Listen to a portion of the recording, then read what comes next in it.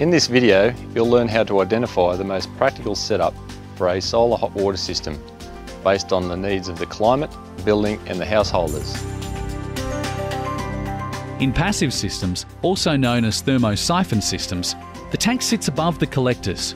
Cold water sinks into the collectors, whilst warmer water rises unassisted from the collectors into the tank.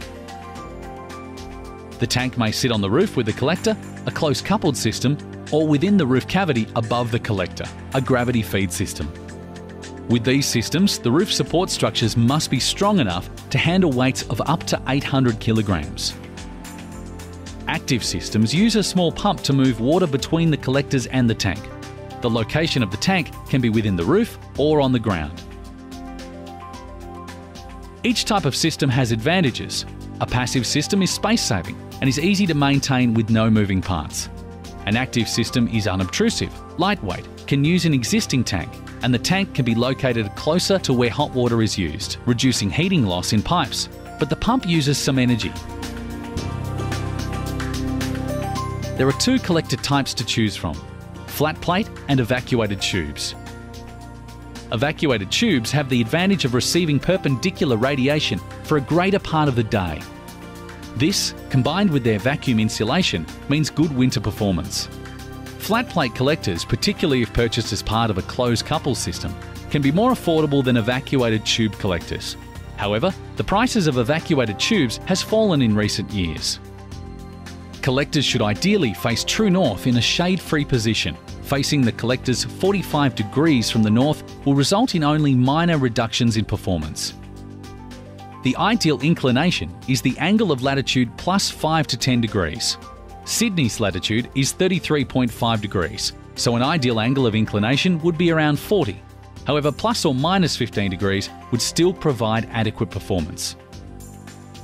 If your collectors face due east or west, the lower the angle of inclination, the better.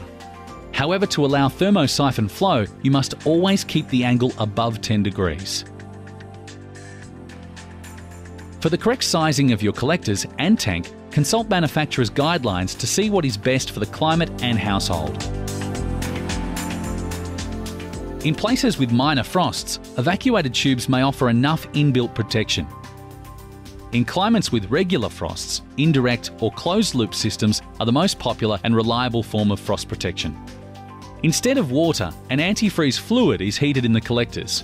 The antifreeze passes heat onto the water via a heat exchanger. The antifreeze does not come into contact with the household water supply. Other frost protection methods are available, such as frost protection valves, temperature programmable pumps, and drain-back systems. In an Australian summer, water in collectors can easily approach boiling point. This can cause excessive pressure buildup and can damage the lining of vitreous enamel tanks. The Australian standards state that solar hot water systems must provide over-temperature protection without draining water, so a temperature pressure relief valve is not enough. The most common way to prevent overheating in the tank is by automatically stopping the circulation between collector and tank when the tank water gets too hot. This can be done using a solar control valve or a temperature-controlled pump. See the fact sheet on the Trade Secrets website for more information about how to control for frost and overheating. The solar hot water system will require boosting at some times of the year.